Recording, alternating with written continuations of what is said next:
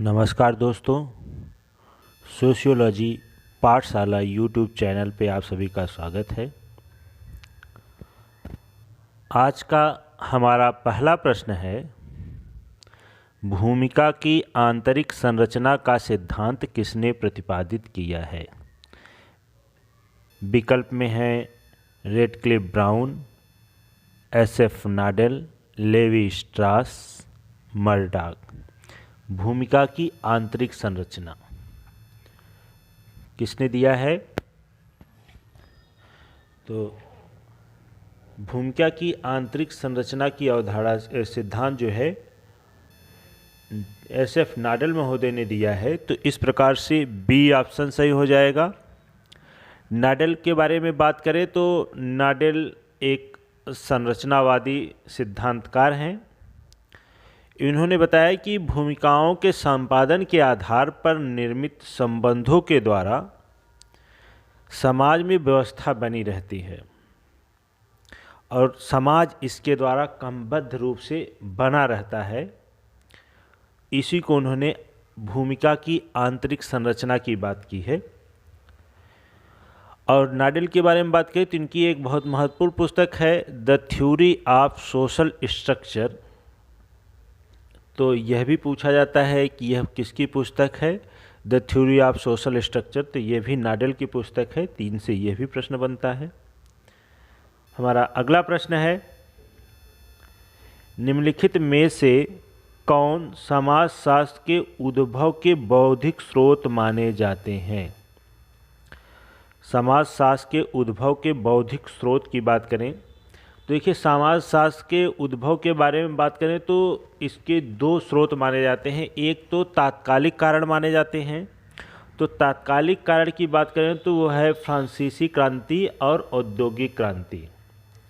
1789 ईस्वी में फ्रांसीसी क्रांति हुई थी और 1750 में औद्योगिक क्रांति मानी जाती है। इसे यूके की क्रांति भी कहा जाता है। किंतु बौद्धिक स्रोत की बात करें तो टॉम बोटोमोर ने 4 प्रकार के बौद्धिक स्रोतों की चर्चा की हुई है। एक तो है इतिहास के दर्शन और एक है सामाजिक सर्वेक्षण। तो इस प्रकार से बौद्धिक स्रोत में 3 और 4 हो जाएंगे। तो इस प्रकार से जो है हमारा विकल्प जो हो जाएगा डी विकल्प सही हो जाएगा। 3, 4 मतलब ये क्वेश्चन का राइट आंसर क्या हो जाएगा, ये डी ऑप्शन सही हो जाएगा। हाँ, फिर से एक बार सुन लीजिए दोस्तों, इसमें कन्फ्यूजन रहता है, बहुत सी किताबों में अलग अलग दिया हुआ है। यहाँ पूछा हुआ है समाजशास्त्र के उद्भव के बौद्धिक स्रोत माने जाते हैं। देखिए, तो फिर मैं आपको बता दूं, एक होता है तात्कालिक कारक, एक होता है बौद्धिक स्रोत। तात्कालिक कारक में जो है फ्रांसीसी क्रांति 1789, औद्योगिक क्रांति 1750 यह माने जाते हैं। किंतु बौद्धिक स्रोत की बात करेंगे तो टॉम बोटोमोर ने जो है 4 बौद्धिक स्रोत बताए हैं। उसमें एक है इतिहास का दर्शन, एक है सामाजिक सर्वेक्षण। तो इस प्रकार से डी विकल्प इसमें क्या हो जाएगा, सही हो जाएगा। अगला प्रश्न है, निम्नलिखित में से कौन परंपरावाद को एक परिप्रेक्ष्य के रूप में प्रयोग में लाता है। परंपरावाद की बात कौन करता है एक परिप्रेक्ष्य के रूप में? विकल्प में है Yogendra Singh, Milton Singer, A K. Sharan, D P. Mukherjee. तो इसमें हमारे सी विकल्प सही हो जाएंगे। अवध किशोर शरण, ए.के. शरण जिनको कहते हैं, ये लखनऊ विश्वविद्यालय में प्राध्यापक के रूप में कार्य किया है और इनकी एक बहुत महत्वपूर्ण पुस्तक है ट्रेडिशन थॉट टूवर्ड्स, इनकी पुस्तक है। तो इन्होंने ही परंपरावाद परिप्रेक्ष्य का उपयोग किया हुआ है। तो यह कई बार परीक्षाओं में पूछा हुआ है। अगला प्रश्न है, निम्नलिखित में से किस प्रमाप में वास्तविक शून्य उद्गम होता है। रिसर्च का टॉपिक है, किस प्रमाप में वास्तविक शून्य उद्गम होता है। सांकेतिक, जिसे नामिक प्रमाप भी कहा जाता है, श्रेणीकरण प्रमाप, अंतर प्रमाण और उसके बाद है अनुपात प्रमाप। ये टाइपिंग मिरर है दोस्तों, यहाँ पे ये प्रमाप यह भी है और यहाँ पे भी प्रमाप है।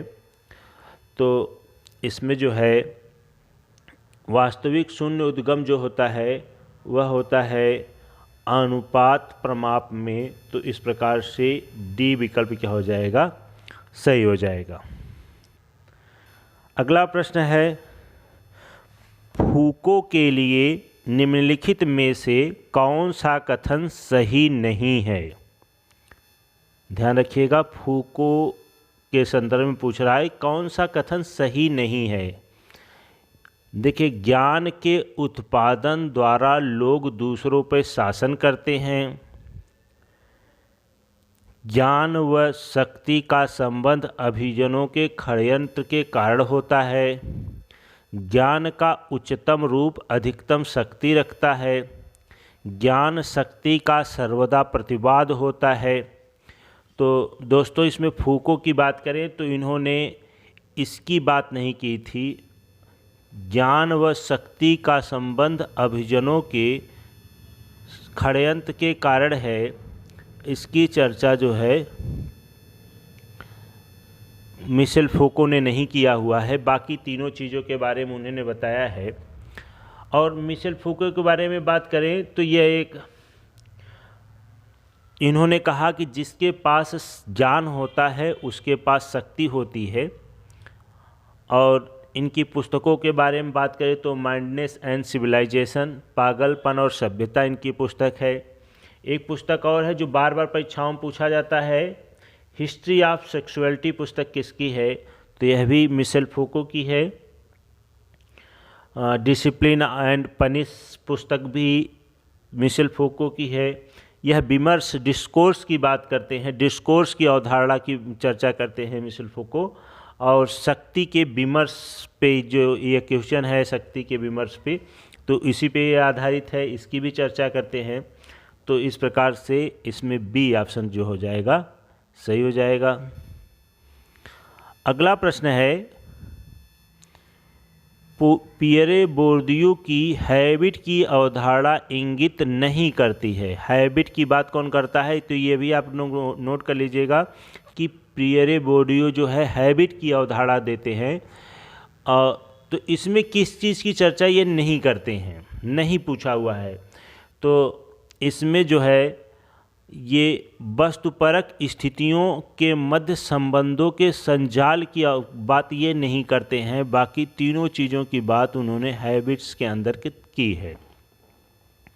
सामाजिक संसार के से व्यवहार करने हेतु मानसिक व संज्ञानात्मक संरचनाओं के अंतरीकरण के उत्पाद को और एक सामूहिक घटना के रूप में इसकी इन्होंने बात की हुई है। तो इस प्रकार से ए विकल्प सही हो जाएगा। यदि हम हैबिट की बात करें तो ये कहते हैं कि इसमें सामाजिकरणता जो होते हैं, जो कार्य करते हैं, ऐसी रणनीतियाँ विकसित करते हैं जो उसे एक सामाजिक दुनिया की संरचना के अनुकूल बनाता हो। और ये जो रणनीतियाँ होती हैं ये क्या होती हैं, अचेतन होती हैं। तो इस प्रकार से हैबिट की चर्चा उन्होंने किया है।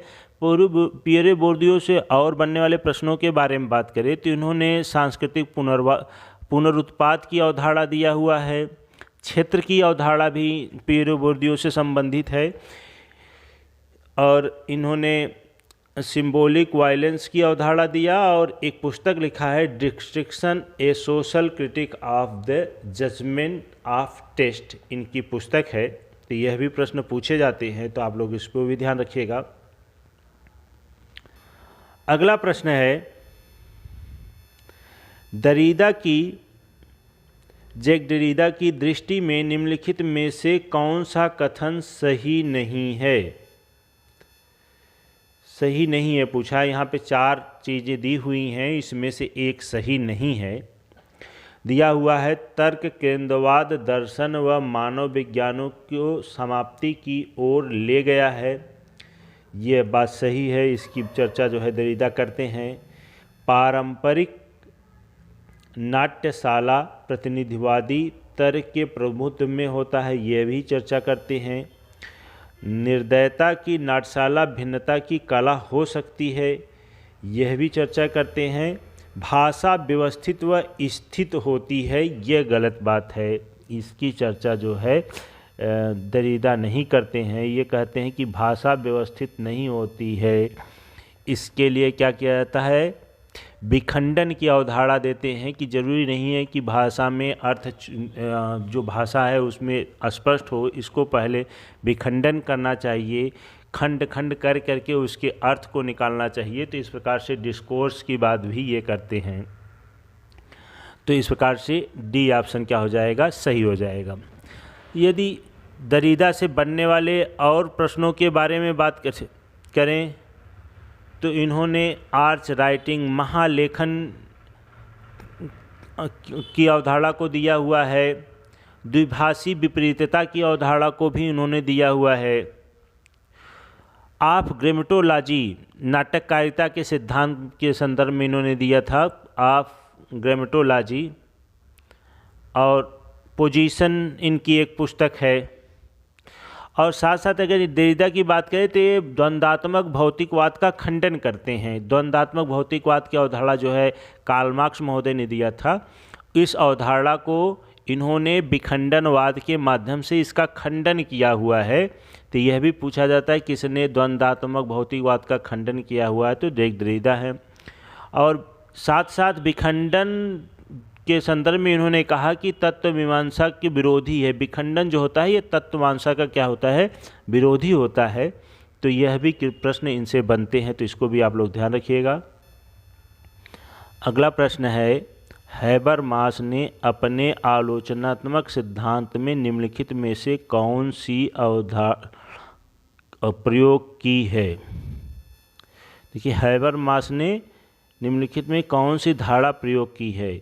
तीसरे संसार का उपनिवेशीकरण, विकासशील संसार का उपनिवेशीकरण, सामाजिक संसार का उपनिवेशीकरण, जीवन संसार का उपनिवेशीकरण।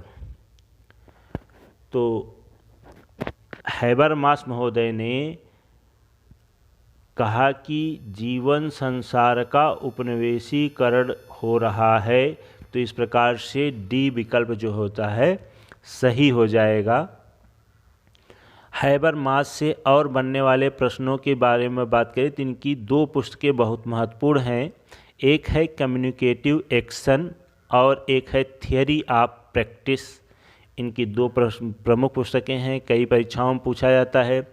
हाँ, ये एक और पुस्तक है इनकी, पब्लिक स्फीयर नाम से एक पुस्तक है, तो यह भी पूछा जाता है।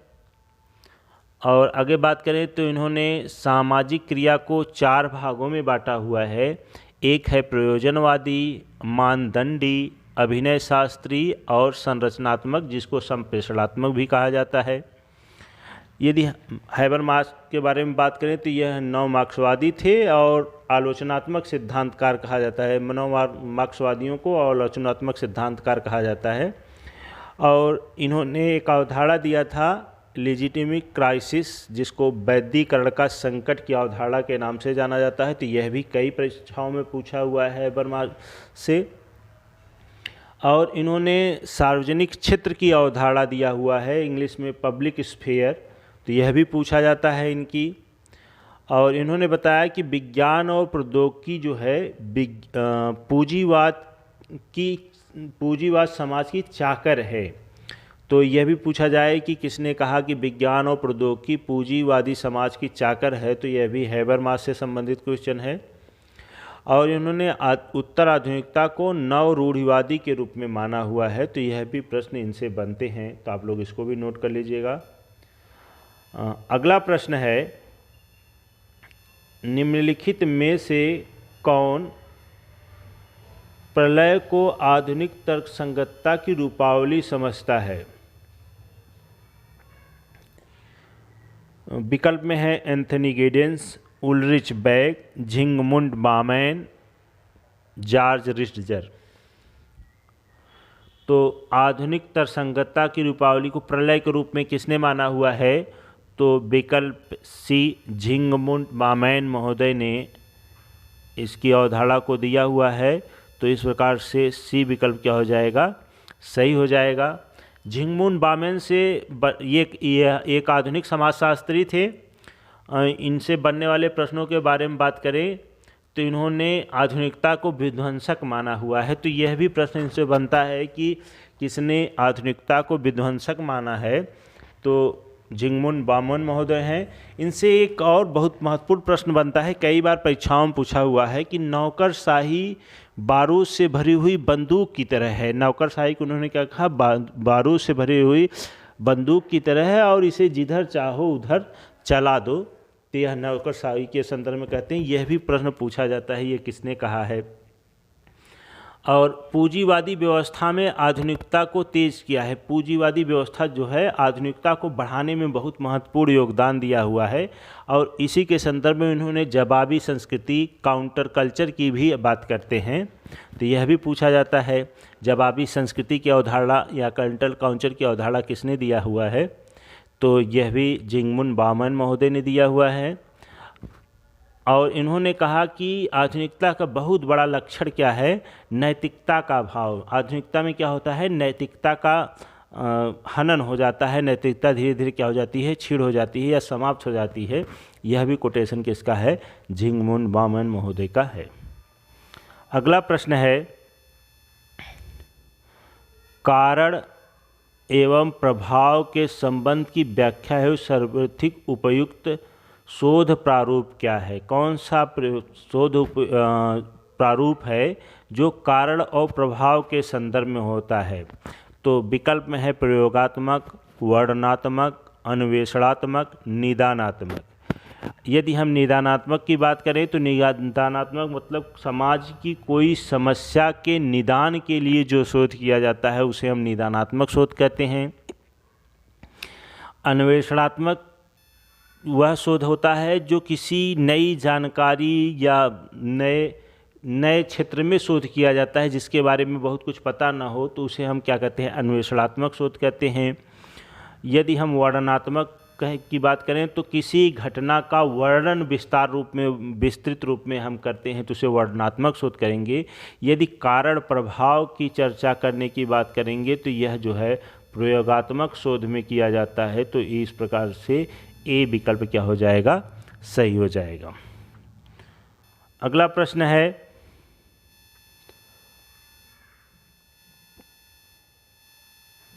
निम्नलिखित में मिलान करना है और कोड के हिसाब से आंसर देना है। तो पहला है अल्पतंत्र का लौ नियम। इधर एक तरफ क्या है, सिद्धांतकार हैं या अवधारणाएं हैं, दूसरी तरफ विद्वान का नाम है। और तो अल्पतंत्र का लौह नियम सामने है टालकट पार्सन्स, शक्ति के स्थिर योग की अवधारणा, सामुदायिक शक्ति, वर्चस्व। ग्राम्सी, मैक्स वेबर और मिशेल पार्सन्स ये दिया हुआ है। तो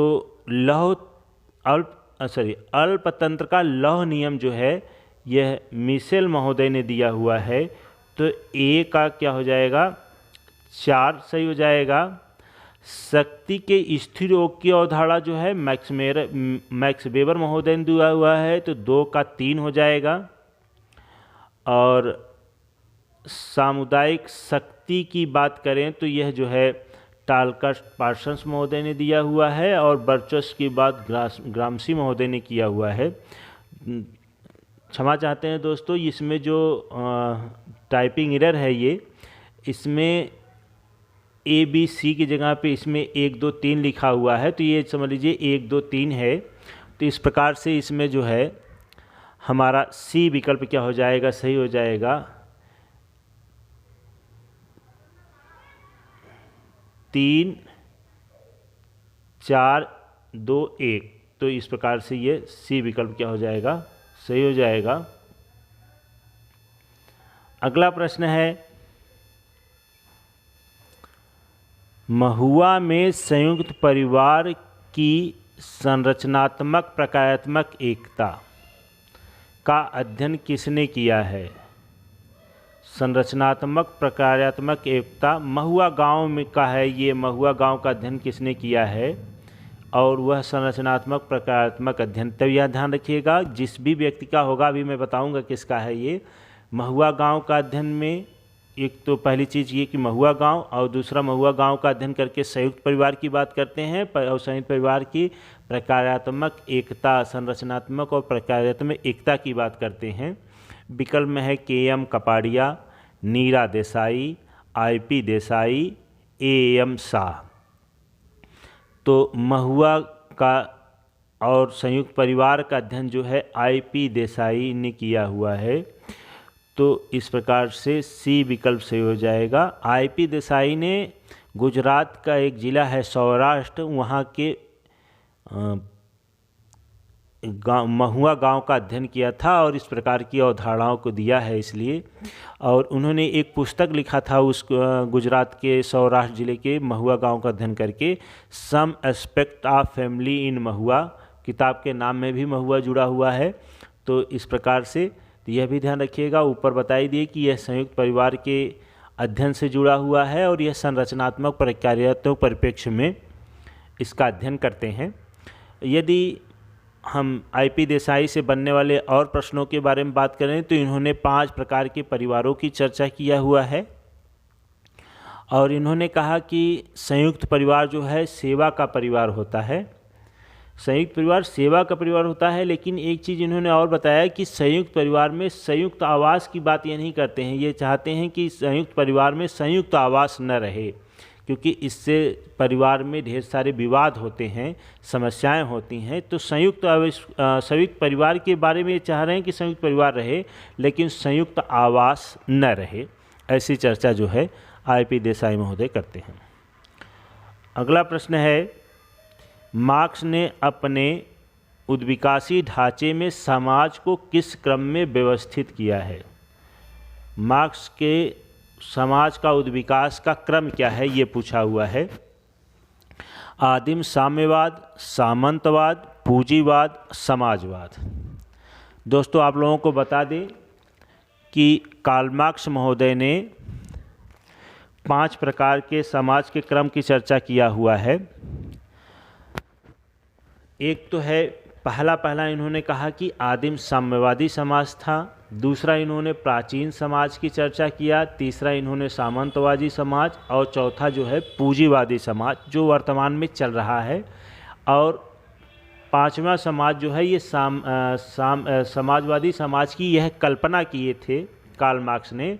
तो इस प्रकार से यह क्रम जो है आदिम साम्यवादी समाज, दूसरा यहाँ पे आ जाता है एक समाज और जिसे हम प्राचीन समाज कहते हैं, सामंतवादी समाज, पूंजीवाद और साम्यवादी समाज। अगर इन चारों की बात करें तो यह क्रम से ही दिया हुआ है, यानी 1, 2, 3, 4 सही है और विकल्प डी सही हो जाएगा इसमें। तो 1, 2, 3, 4 लगातार क्वेश्चन ये जो विकल्प में दे है यही सही होगा। तो इस प्रकार से डी ऑप्शन क्या हो जाएगा, सही हो जाएगा। अगला प्रश्न है, रिपीटेड प्रश्न है, ये पिछली किसी वीडियो में मैंने इसके बारे में चर्चा किया हुआ है कि ए राजस्थान विलेज पुस्तक के लेखक हैं। ए राजस्थान विलेज किसने लिखा है? विकल्प में है B.R. Chauhan, M.N. Srinivas, T.N. Madan, S.C. Dubey.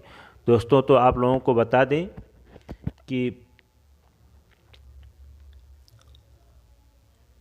एक विद्वान हुए रॉबर्ट रेडफील्ड महोदय, जो मैक्सिको के टेपोजलान गांव का अध्ययन करके लघु समुदाय की अवधारणा देते हैं और उन्होंने 4 प्रकार के लघु समुदाय की विशेषताओं की चर्चा करते हैं। कहते हैं लघुता, समरूपता, आत्मनिर्भरता और समानता की बात करते हैं। तो इसका अध्ययन भारतीय विद्वानों ने सोचा कि क्या रेडफील्ड महोदय ने जो अवधारणा को दिया हुआ है लघु समुदाय, क्या वास्तव में भारतीय गांव लघु समुदाय हैं? इसके संदर्भ में सबसे पहले विद्वान हैं B.R. चौहान। B.R. चौहान ने जो है राजस्थान के राणावतो गांव का अध्ययन करते हैं और एक पुस्तक लिखते हैं ये राजस्थान विलेज। उसमें इन्होंने बताया कि भारतीय गांव जो है लघु समुदाय नहीं है, यानी लघु समुदाय की समस्त विशेषताएं नहीं पाई जाती। उन्होंने देखा कि लघु समुदाय की 2 विशेषताएं लघुता और समरूपता देखने को मिलती है, पद समानता और आत्मनिर्भरता देखने को नहीं मिलती है। तो इस प्रकार से इस राजस्थान विलेज पुस्तक के लेखक जो हैं B.R. चौहान महोदय हैं। तो ए विकल्प जो होगा सही हो जाएगा। अगला प्रश्न है, निम्नलिखित में से किसने भारतीय समाज के अध्ययन में द्वंद्वात्मक उपागम का उपयोग किया है? भारतीय समाज में द्वंद्वात्मक उपागम की बात कर रहे हैं। विकल्प में है M.N. Srinivas, D.P. Mukherjee, Andre बेत्ते और Y.B. दामले। तो भारतीय समाज में द्वंद्वात्मक उपागम का प्रयोग जो है D.P. मुखर्जी महोदय करते हैं। तो इस प्रकार से बी विकल्प क्या हो जाएगा? सही हो जाएगा। D.P. मुखर्जी के बारे में बात करें तो यह जो एक मार्क्स शास्त्री थे, अपने आप को मार्क्सवादी न करके मार्क्स शास्त्री कहते थे, और इन्होंने डाइवर्सिटी विविधता की चर्चा किया हुआ है। और इन्होंने एक बहुत महत्वपूर्ण कोटेशन है इनका, इन्होंने कहा कि मानव बनाना मेरे हाथ में है। तो इस प्रकार से पूछा जाता है कि किसने बताया कि मानव बनाना मेरे हाथ में है, तो ये D.P. मुखर्जी से संबंधित क्वेश्चन है।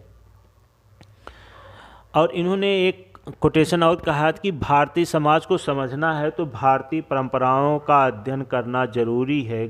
भारतीय परंपराओं का गहन अध्ययन होना चाहिए या गहन जानकारी होनी चाहिए, तभी हम भारतीय समाज को समझ सकते हैं।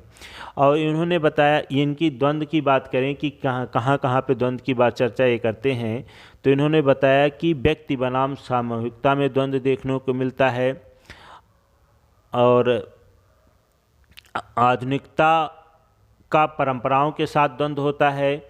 और इन्होंने बताया कि उपनिवेशवाद का राष्ट्रवाद के साथ द्वंद्व होता है। तो D.P. मुखर्जी ने तीनों बताया कि व्यक्तिवाद का समूहवाद से द्वंद्व देखने को मिलता है, परंपराओं का आधुनिकता से द्वंद्व देखने को मिलता है, उपनिवेशवाद का राष्ट्रवाद से जो है द्वंद्व देखने को मिलता है। तो इस प्रकार से द्वंद्ववाद उपागम का उपयोग भारतीय समाज के अध्ययन में D.P. मुखर्जी करते हैं। D.P. मुखर्जी की पुस्तकों के बारे में बात करें तो इनकी एक पुस्तक है प्रॉब्लम ऑफ इंडियन यूथ, और एक पुस्तक है बेसिक कॉन्सेप्ट इन सोशियोलॉजी। तो यह भी पूछा जाता है। अगला प्रश्न है, A.R. देसाई का राष्ट्रवाद की परिभाषा प्रेरित है। A.R. देसाई महोदय ने राष्ट्रवाद की परिभाषा दी थी, वह किससे प्रेरित होकर दिया था?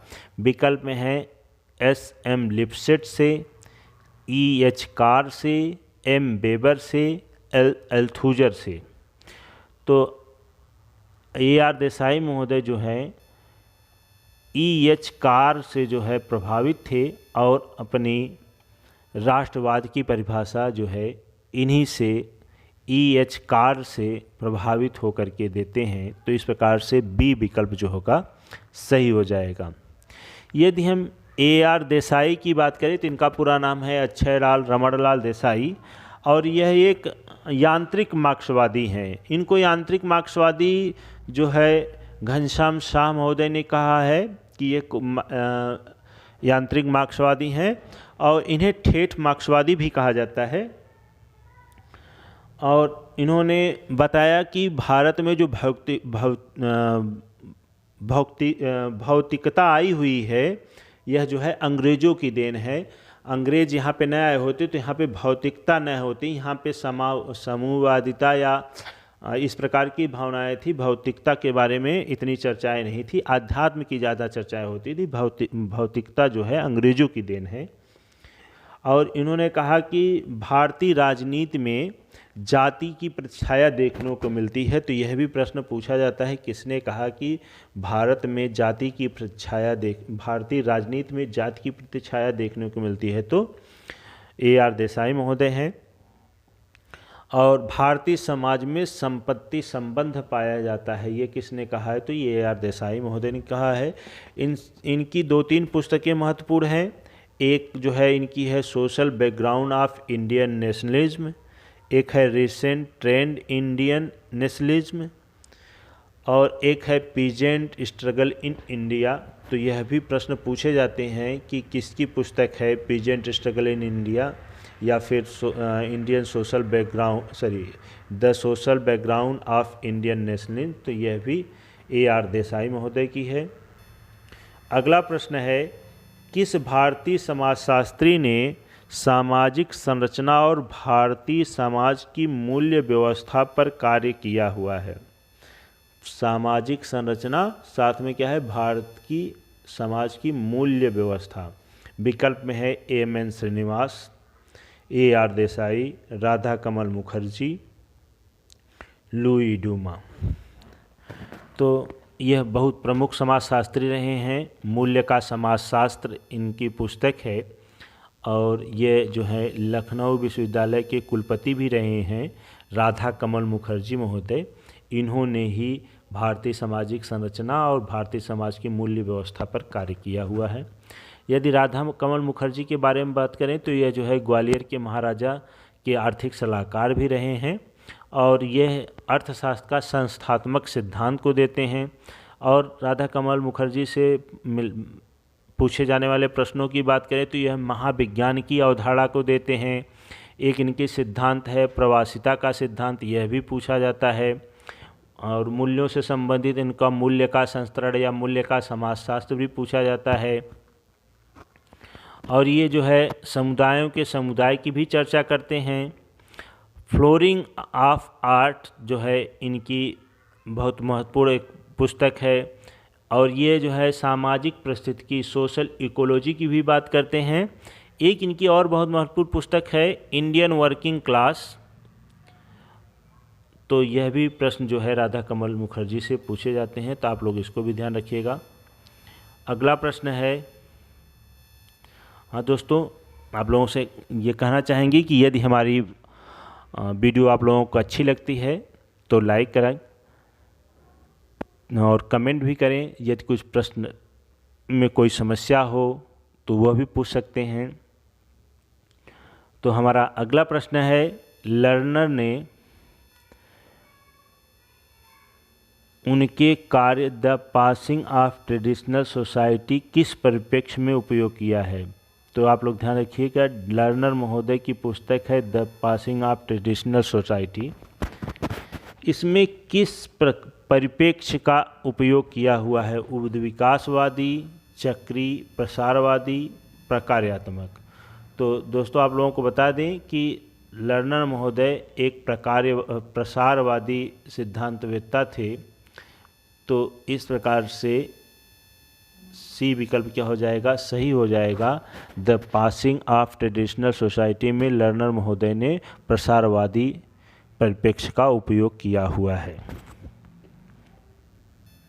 अगला प्रश्न है, भारतीय कृषक समाज को मालिक, किसान और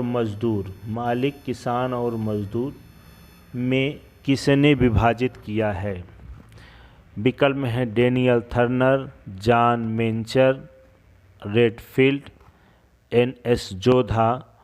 तो भारतीय समाज को मालिक, किसान और मजदूर वर्ग में विभाजित करने वाले विद्वान हैं डेनियल थर्नर महोदय हैं। यदि थर्नर महोदय से बात करें तो एक इनकी पुस्तक पूछी जाती है, land and labour in India. पुस्तक किसकी है? तो डेनियल थर्नर की है। और एक इनकी पुस्तक है एग्रीकल्चरल कॉरपोरेट इन इंडिया। तो यह भी थर्नर महोदय की पुस्तक है। अगला प्रश्न है, पर संस्कृति ग्रहण क्या है? पर संस्कृति ग्रहण क्या है? विकल्प में है अपनी संस्कृति के गुण ग्रहण करना। अपनी संस्कृति के गुण ग्रहण करने का मतलब यह है अपनी संस्कृति को सीखना, इसे कहते हैं सामाजिकरण। और दूसरा है किसी अन्य संस्कृति से संपर्क होने को हम पर संस्कृति ग्रहण नहीं करते हैं। किसी अन्य संस्कृति के संपर्क के बाद हम उस संस्कृति के गुणों को सीखते हैं, तब उसे पर संस्कृति ग्रहण कहा जाता है। तो सी विकल्प में दिया हुआ है कि दूसरी संस्कृति के गुण ग्रहण करना, दूसरी संस्कृति के से मिलने के बाद उसके गुणों को ग्रहण करना क्या कहलाता है? पर संस्कृति ग्रहण। तो इस प्रकार से सी विकल्प क्या हो जाएगा? सही हो जाएगा। तो इस प्रकार से 20 प्रश्न आज के ये पूर्ण हुए। तो दोस्तों, आप लोगों को ये वीडियो अगर अच्छी लगी हो तो लाइक करें, चैनल को सब्सक्राइब करें और अपने दोस्तों के पास शेयर करें। यदि कोई प्रश्नों में समस्या हो, कुछ न समझ में आ रहा हो, तो आप लोग कमेंट्स बॉक्स में लिख करके पूछ सकते हैं। धन्यवाद। जय हिंद, जय भारत।